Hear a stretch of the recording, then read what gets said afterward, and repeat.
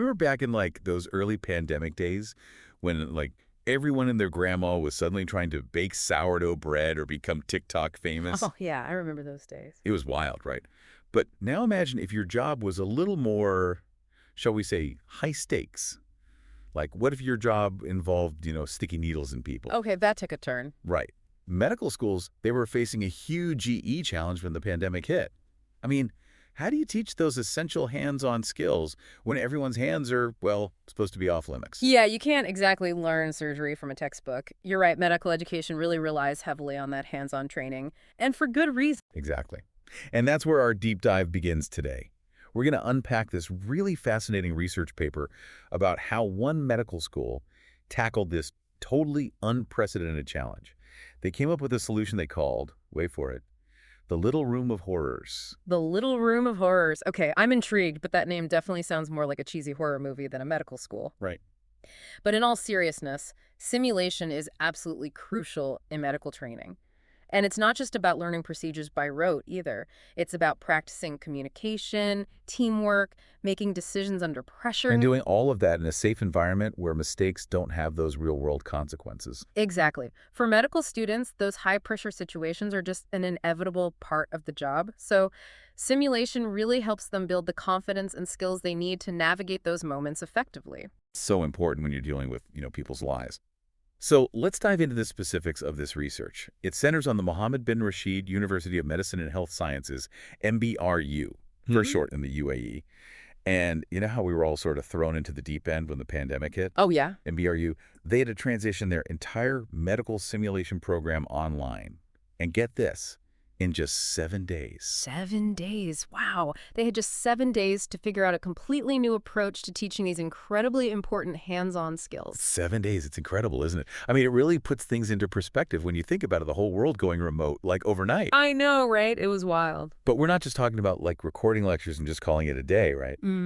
MBRU had to find a way to actually replicate this complex hands-on simulation experience virtually. Yeah, that's a whole other level. It's like imagine trying to teach someone how to drive a car, but all you have is like a computer screen. Yeah, a tall order for sure. Right. So how did they pull it off? What did this virtual simulation actually look like? Well, they had to get seriously creative, right? They had to use the resources they had available at the time. Yeah. It's like, think of it like this. Instead of having that dream kitchen with all the fancy gadgets, you're stuck with, I don't know, a hot plate and a prayer. Right. But you're determined to make like a gourmet meal. Right. Resourcefulness at its finest. Exactly. Okay, so let's unpack this Little Room of Horrors. What exactly is so horrifying about it? Okay, so it's not about creepy crawlies or anything like that. Okay. It's more about, well, common medical errors. So the MBRU team, they created this pre-recorded video of a simulated medical ward. Okay. But here's the twist. They filled it with these, like, subtle mistakes. Oh, interesting. Yeah, so they were replicating a scenario with real stakes, but virtually. So it's like a digital scavenger hunt, but for medical mishaps. Precisely. Students could basically enter this virtual ward, and they were tasked with spotting these errors. Oh, cool. Just like they would in those real-life situations. Oh, that's a really good way to do it, especially with the limitations, right? Exactly. And this approach really helps standardize the experience. Yeah, that makes sense. So it ensured that all students were exposed to the same learning points. Right, regardless of like their location, internet connection, all of that. Exactly. It's amazing how they were able to turn a global pandemic into this innovative medical simulation.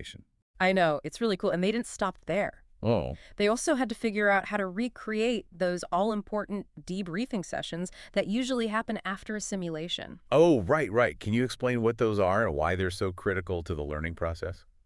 Yeah, so debriefings are these structured discussions where students and instructors can analyze the simulation together.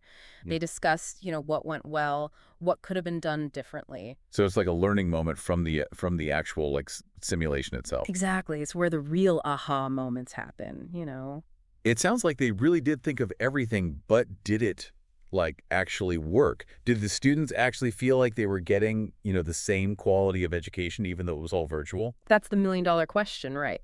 And to answer it, the MBRU team, they didn't just assume it worked. They actually studied the student experience. Oh, sweet. And what they found was actually pretty surprising. Okay, now you've got me on the edge of my seat. Give us the scoop. The student response was overwhelmingly positive. Really? Yeah. They didn't feel shortchanged at all just because it wasn't the typical, hands-on simulation. In fact, some students even said that the virtual format actually made them more comfortable participating. Really? Right. Wow, that's so interesting. Why do you think that is? Like stage fright in the surgical room, maybe? That's exactly what the researchers thought.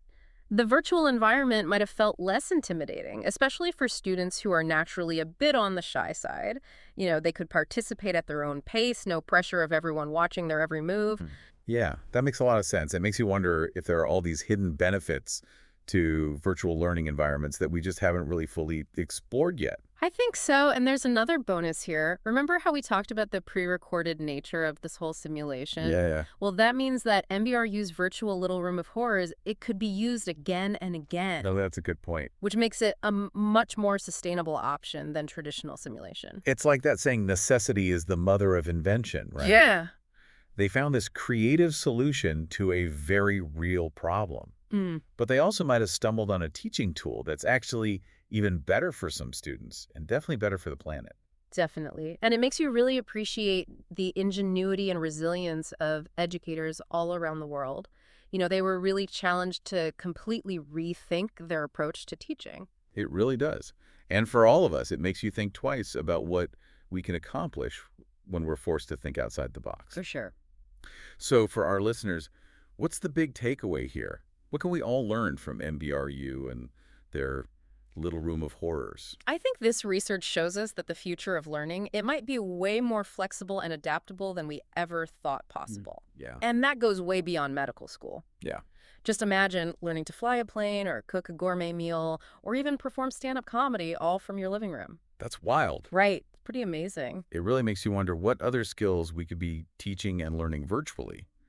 Who knows what the future holds? Exactly. Maybe a little room of podcasters doesn't sound so far-fetched after all. There you go. Now you're talking. That's it for today's deep dive, folks. We'll be back next time with another fascinating look at the world of research. Until then, keep those brains curious.